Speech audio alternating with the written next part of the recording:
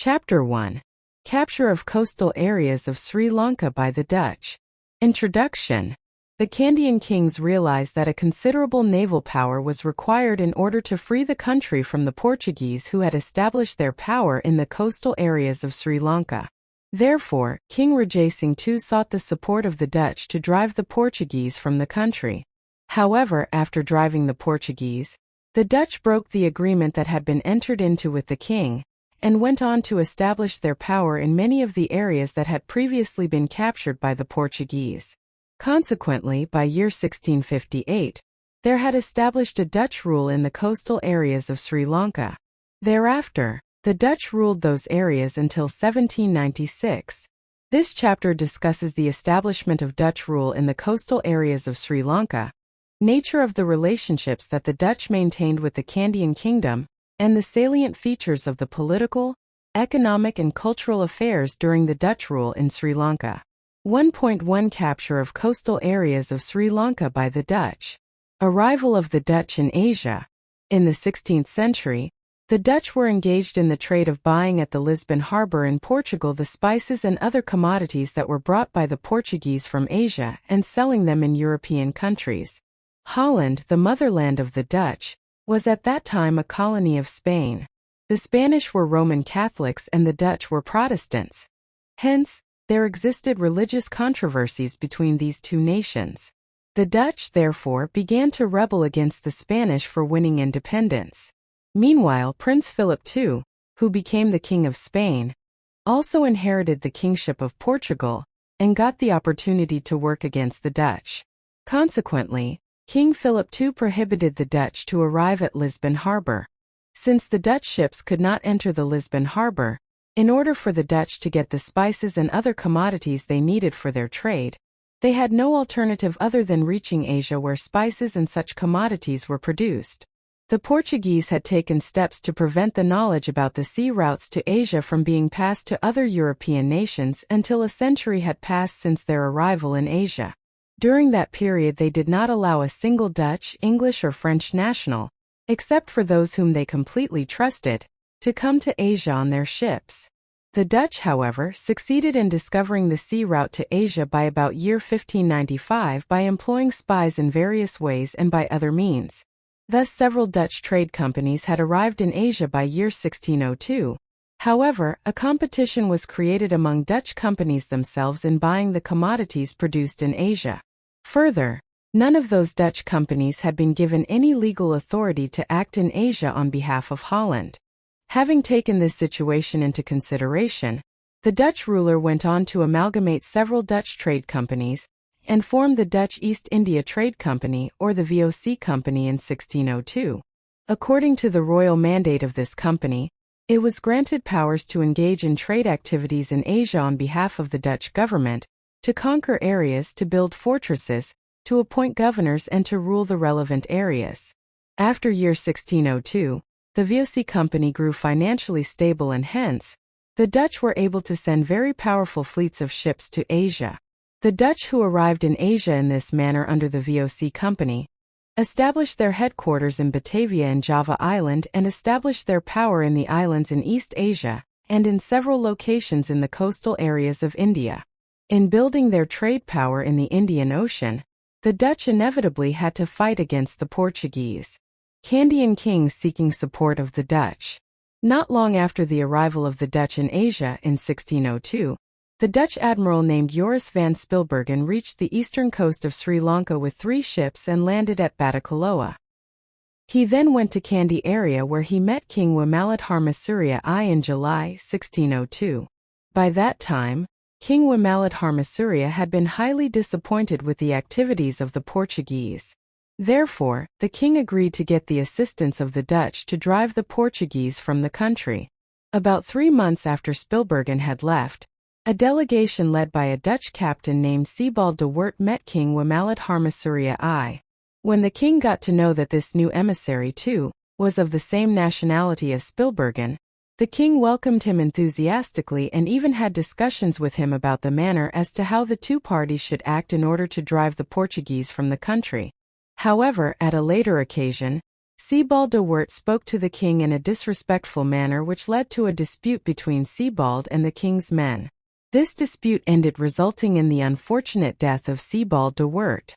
Finally, the king had to give up his hopes of getting the support of the Dutch to drive away the Portuguese. After King Wamalid Harmasura I, his brother Senarath became king. During his reign, King Senarath had discussions with 2 Dutch delegations, but those discussions did not yield the results the king had expected. The treaty between King Rajasingh II and the Dutch. After the reign of King Senarath had ended, his son ascended the throne as King Rajasingh II. He was strongly determined to drive the Portuguese from this country. Therefore he took action to get the support of the Dutch, who had a strong naval power. Accordingly, he had discussions with the representatives from the eastern headquarters of the Dutch in Batavia. The king agreed to give to the Dutch the proprietorship of the cinnamon trade in Sri Lanka, and also a harbor in the eastern coast of Sri Lanka in return for the support they would give him to drive the Portuguese.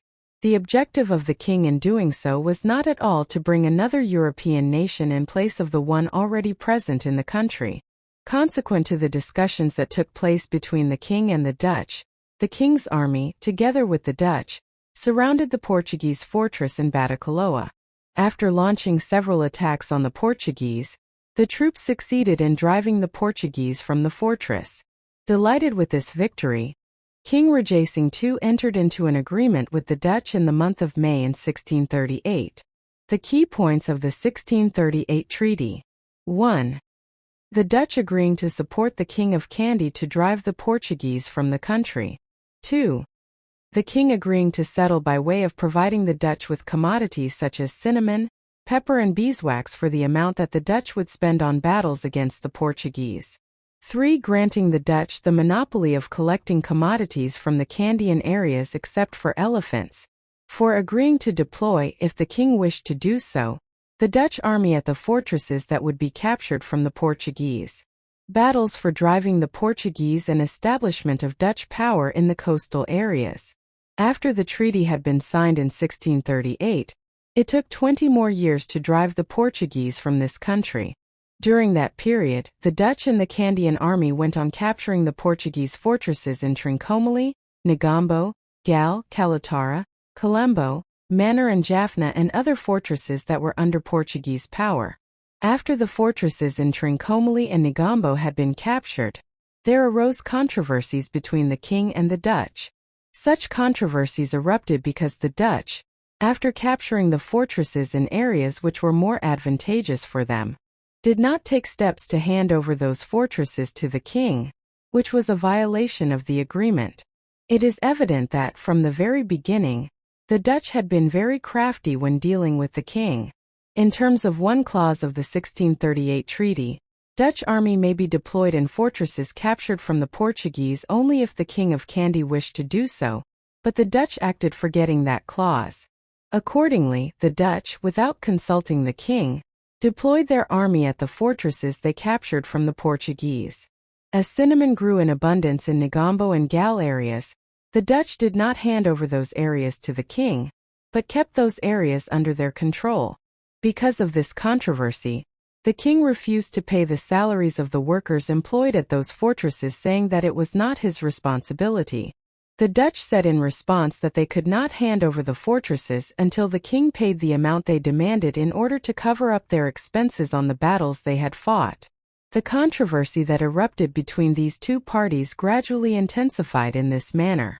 However, King Rajasingh Il seems to have dealt with this matter with great patience, as he needed further support of the Dutch to capture from the Portuguese the other fortresses, including the Colombo fort. Meanwhile, a huge Dutch army arrived in Sri Lanka headed by a general named Gerard Hulft. Becoming more powerful with their arrival, the Dutch army then positioned artillery on high grounds and surrounded Colombo fort in order to capture it from the Portuguese. Pleased with the work of General Hulft, King Rajasingh showed him great respect and sent a huge army to join them. With this move, the Portuguese became utterly helpless and surrendered to the Dutch, handing over to them the keys to the fort.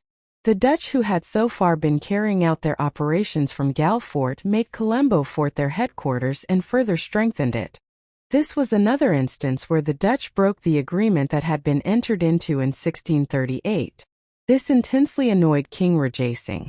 In 1658 the Dutch captured Manor, and then Jaffna Fort, putting an end to Portuguese rule in the coastal areas of Sri Lanka. However, the Dutch retained with them the fortresses they had captured from the Portuguese. After the king had realized that the aim of the Dutch had been to establish their own power in the areas which had been under Portuguese rule, the king implemented a strategy in order to minimize the areas that the Dutch could capture. Accordingly, the king took steps to attach to the Kandyan kingdom many areas that had been under Portuguese rule, and would now be acquired by the Dutch. Because of the king's strategy, the extent of the areas that the Dutch could acquire was smaller than the extent of the areas that had been captured by the Portuguese. However, since a similar European nation was brought to the country in place of the Portuguese, there created the Sinhala proverb Ingura di Miris Gatha wage, which means an act like exchanging ginger for chili. Relationships of the Dutch with the Kandyan kingdom. Out of the three European nations, namely the Portuguese, the Dutch and the English, it was the Dutch who maintained healthy relationships with the Kandyan kingdom for the longest period. The policy that the Portuguese adopted towards the Kandyan kingdom was aggressive. The English captured the Kandyan kingdom even before a period of 2 decades had passed since they had established their power in the coastal areas, but the Dutch maintained peaceful relationships with the Kandyan kingdom from 1658 to 1796 by way of missions and exchanging of communications, etc. However, whenever they got the opportunity, they even did not hesitate to invade the Kandyan kingdom either. For this reason there seems to be some diversity in the relationships that existed between the Dutch and the Kandyan kings. Relationships between King Rajasingh II and the Dutch. As described above, King Rajasingh II brought in the Dutch to drive the Portuguese from the country, but during the period from 1638 to 1658, the areas that the Dutch captured from the Portuguese were not handed over to the king as agreed, leading to controversies between the two parties. The Dutch officials who implemented the Dutch policies in this country during the period from 1658 to 1675 did not have any understanding of the power of the Kandyan kingdom. Therefore, with the intention of surrounding the Kandyan kingdom on land and by sea, the Dutch captured several areas in the eastern and western coasts which had been under the Kandyan kingdom. King Rajasingh II, who had been silent about such invasions by the Dutch, began to attack the Dutch on all sides after year 1670.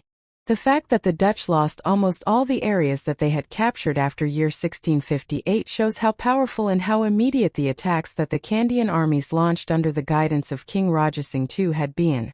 It seems that the series of attacks launched by King Rajasingh's armies helped the Dutch to gain a proper understanding of the war power of the Kandyan kingdom, and also to formulate their future policy towards the Kandyan kingdom. After these attacks, the Dutch realized that the Kandyan armies were capable of fighting against them face-to-face on land, and that, if they tried to capture the Kandyan kingdom, they would have to engage in an unending war with the Kandyan kingdom as the Portuguese had done. As a result, the Dutch took steps to deal with the Kandyan kings, showing them respect and fear, and to maintain peaceful relationships with the Kandyan kingdom as far as possible. Kandyan-Dutch diplomatic relationships.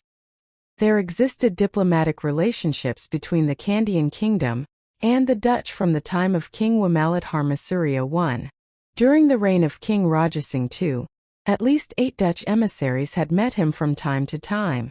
Out of the Dutch diplomatic representations that were made during King Rajasingh II, General Gerard Hulft's meeting with King Rajasingh II in 1656 was the most significant. By this time, the Portuguese had not been driven from the country, and there also existed controversies between the king and the Dutch. The Dutch emissary who went to Kandy on invitation of the king was welcomed by the king with great respect. It has been stated in the records of the Dutch that the general was escorted to the king in a colorful procession. The king, too, was very pleased with the civilities and respect Hulft had extended to him. After the reign of King Rajasingh II had ended, such diplomatic representations were made during the reigns of King Wamalat Harmasurya II, King Wirapara Akrama Narendrasingh, and King Sri Wijayarajasingh II. During this period, Diplomatic representations were organized on occasions where controversies arose between the king and the Dutch, and when relationships between the two parties deteriorated due to reasons such as closure of gravats. On most occasions, communications from governors were handed over to the kings during such representations. Apart from that, representatives of the king, too, visited the Low Country and met the Dutch leaders. During diplomatic representations, the two parties exchanged gifts and showed cordiality, and listening to requests made by each other discussing the issues that affected the two parties were given prominence. As the Dutch governor and the king rarely met each other, such diplomatic representations and exchange of communications were very important in bringing the views of the two parties together. When King Rajasingh II sent written communications to the Dutch, he referred to himself as the Emperor of Sri Lanka. The Dutch in return stated Three Sinhaladhishwara, at least nominally, when referring to the king in their communications. When the king wrote letters to the Dutch, he referred to them with phrases such as "Dear Dutchman at my service," and the Dutch closed the letters they wrote to the king with phrases such as "Your obedient servant." The following table gives some important information about the meetings that several Dutch emissaries had with the king. Exchanging gifts during diplomatic representations. 1602 King Wamalid Harmasurya I. Dutch envoy Joris van Spilbergen. Objective of the representation. Discussing about commercial activities. 1656 King Rajasingh II. Dutch envoy General Gerard Hulft. Objective of the representation. Invitation to meet the king and discussing the issues the two parties were faced with. 1688 King Wamalid Harmasurya II. Dutch envoy Cullen Albus. Objective of the representation. Discussing a new agreement between the king and the Dutch. 1721 King Weeraparakrama Narendrasingh. Dutch envoy Cornelius Tackle. Objective of the representation. Offering condolences of the Dutch over the death of the king's queen. Gifts given to the king by the Dutch emissary. 1. Flags taken from the Portuguese. 2. 2 horses. 3. 2 sets of Persian bows and arrows. 4. Sandalwood timber. 5. 2 Persian sheep and several other animals. Gifts given to the Dutch emissary by the king. 1. A gold chain. 2. A ring. 3. A shoe holder made of gold. Peace policy in avoiding conflicts. After King Rajasingh II in 1687, his son ascended the throne as King Wamalid Harmasurya II. King Wamalid Harmasurya II protected the kingdom that was inherited from his father, and also maintained friendly relationships with the Dutch. Some of the measures taken by the two parties are as follows. 1. Providing Dutch ships to bring Upasampada Bicus from Burma. 2. Lifting the ban that had been imposed on the Dutch to peel cinnamon in Pittigal Karali. 3. Dutch company agreeing to buy the king's cinnamon, areca nut, and elephants. After King Wamalid Harmasurya II, his son Sri Weeraparakrama Narendrasingh became king. He had been famous as Prince of Kundasale. During this period, there occurred several incidents that led to gradual deterioration of the peaceful relationships that had been maintained with the Dutch. The king took steps to engage in more trade by sending areca nut, elephants and ivory to India through Kalpatia and Puttalam harbors. The Dutch, who considered this to be a great loss for them, closed all the harbors and disrupted the trade activities of the Kandyan kingdom. In response, the king too banned transportation of elephants through his areas, and prevented the people in Kandyan areas from selling cinnamon and other spices, and food produced in those areas to the Dutch. See you in the next video with the second part. Still with the channel, please subscribe, like and comment.